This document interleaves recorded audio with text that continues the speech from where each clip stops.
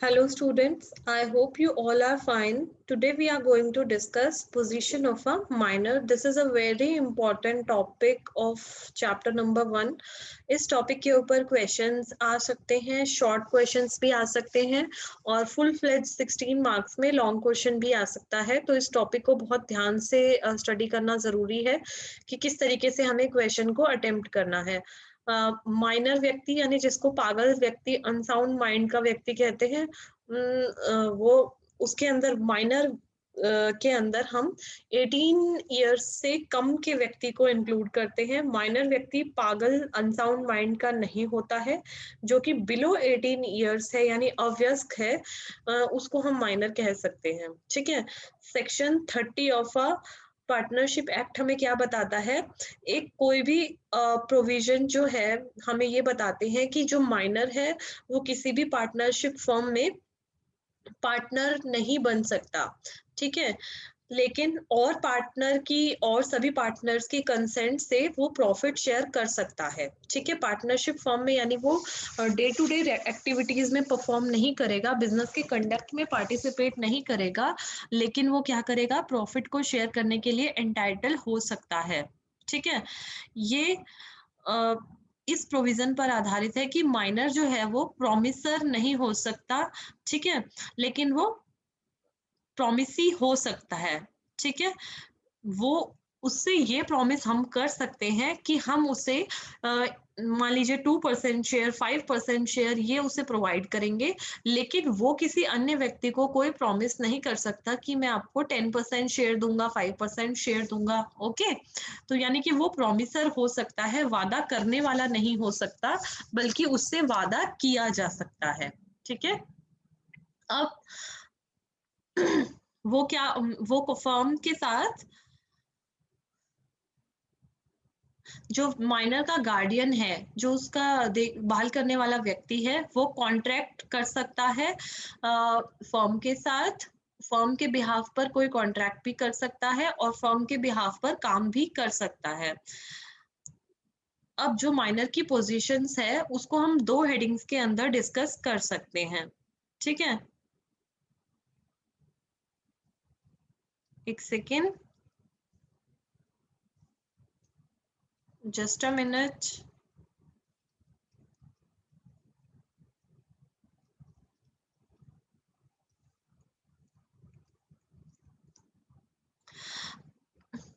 Minor जो होते हैं वो एक पार्टनरशिप डीड में ये कहा जाता है कि जो माइनर है, 18 साल से कम का व्यक्ति है, कम का बच्चा है, वो फर्म में पार्टनर नहीं बन सकता, क्योंकि एक जो पार्टनर है वो क्या हो सकती है?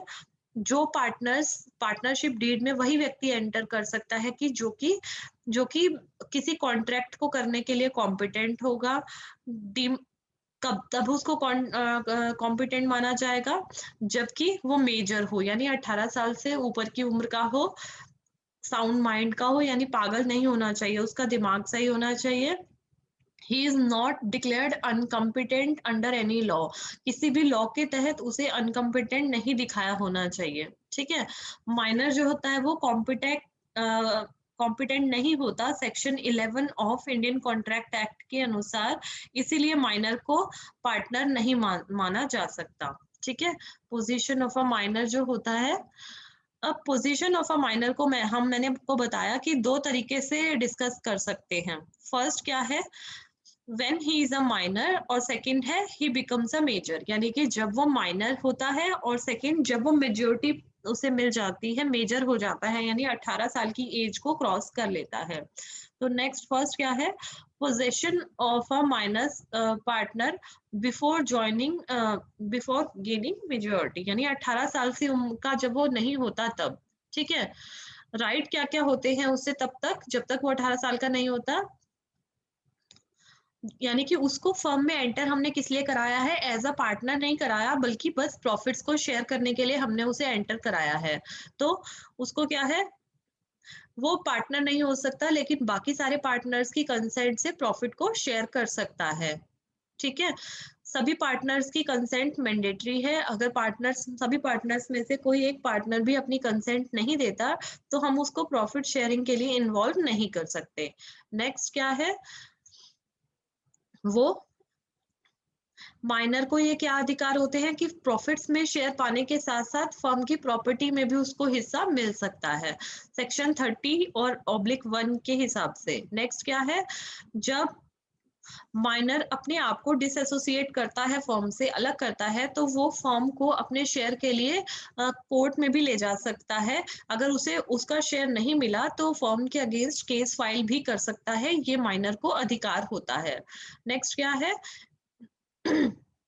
माइनर को उसी शेयर को प्राप्त करने का अधिकार है प्रॉफिट में जो कि पहले से डिसाइडेड है। यानी अगर अब मान लीजिए फर्म को कुछ एक्स्ट्रा प्रॉफिट्स हुए हैं तो उस एक्स्ट्रा प्रॉफिट्स में माइनर को शेयर नहीं दिया जाएगा, बल्कि पहले से जो प्री डिटरमाइंड परसेंटेज है उसी परसेंटेज से माइनर को प्रॉफिट दिया जाएगा। माइनर को क्या है, माइनर को बुक्स को एग्जामिन कर सकता है, लेकिन वो जिस ऐसी बुक्स को एग्जामिन नहीं कर सकता जिसमें फर्म के ट्रेड सीक्रेट्स हों, क्योंकि हम ये बात है कि वो पूरी तरह से मैच्योर नहीं है, अभी बच्चा है और वो ट्रेड सीक्रेट्स को लीक करके फर्म को नुकसान पहुंचा सकता है, इसलिए वो बुक्स को एग्जामिन तो कर सकता है, देख सकता है, लेकिन ट्रेड सीक्रेट्स को नहीं ले सकता। Liability of a minor, minor की क्या क्या लाइबिलिटीज होती हैं।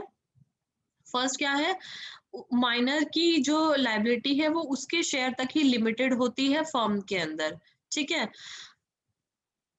प्रॉपर्टी ऑफ अ फर्म में भी उसका शेयर उतना ही होगा जितनी की उसकी लाइबिलिटी है। बिसाइड उसके अलावा क्या है, उसकी कोई पर्सनल लाइबिलिटी नहीं होती और ना ही उसकी कोई पर्सनल प्रॉपर्टी को फर्म के डेट के लिए चुकाया जा सकता है, ना ही फर्म उसे गिरवी रख सकती है, ठीक है।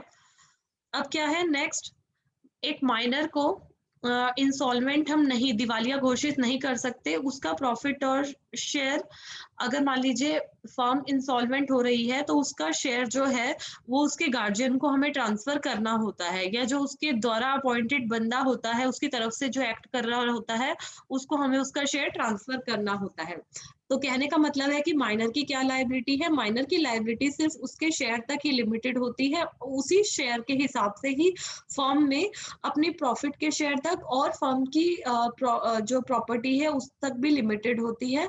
और माइनर से अगर फर्म में लॉस होता है तो कुछ भी क्लेम नहीं किया जा सकता फर्म के डेट्स को चुकाने के लिए, फर्म की देनदारियों को चुकाने के लिए। सेम टाइम अगर माइनर को इंसॉल्वेंट यानी दिवालिया भी हम घोषित नहीं कर सकते, माइनर का जो प्रॉफिट का शेयर है या जो फर्म में उसका इन्वेस्टेड शेयर है उसको फर्म को उसके गार्जियन को ट्रांसफर करना होता है।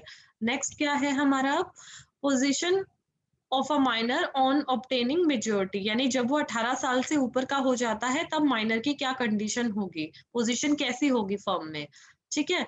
जब तक जब वो 18 साल का हो जाता है उससे लेकर 6 महीने तक उसे एक पब्लिक नोटिस देना होता है कि वो फर्म को ज्वाइन करना चाहता है या नहीं, ठीक है।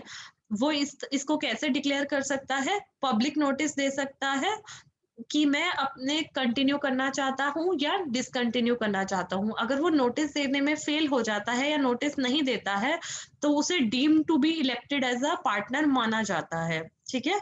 6 महीने के अंदर या तो 18 साल को प्राप्त करने के 6 महीने के अंदर या तो वो नोटिस देगा कि मैं फर्म को ज्वाइन करना चाहता हूँ या फिर डिसकंटिन्यू करना चाहता हूँ।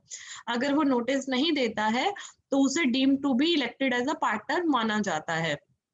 जब माइनर पार्टनर मेजर बन जाता है तो उसकी लायबिलिटी क्या हो जाती है, फर्स्ट क्या है वो पार्टनर की तरह चुना हुआ माना जाएगा, और यानी कि पहले केस में क्या है कि जब उसे चुना हुआ माना जाएगा और दूसरे केस में जब उसे पार्टनर चुना हुआ नहीं माना जाएगा, ठीक है। When he elects to become a partner यानी कि जब वो एक्सेप्ट करता है कि मैं पार्टनर हूं तो क्या होगा, फर्स्ट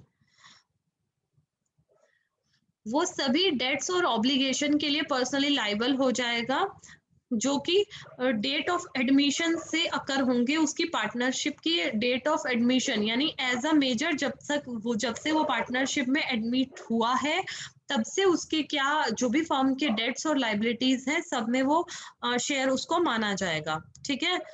अब नेक्स्ट क्या है, his share in the profit वही प्रॉफिट में उसका शेयर और प्रॉपर्टी में उसका शेयर वही रहेगा जो कि जब वो माइनर था, जब जो उसका शेयर था वही उसका शेयर रहेगा। ठीक है, जब वो खुद को फर्म का एज अ मेंबर होना स्वीकार करता है, तब क्या होगा कि जिस डेट से वो एडमिट हुआ है फर्म में, उस डेट से यानी कि मेजर होने के बाद, उस डेट से वो फर्म के डेट्स और ऑब्लिगेशंस में पार्टिसिपेट करना या हिस्सेदार माना जाएगा और उसका शेयर वही रहेगा जो कि माइनर के टाइम में था।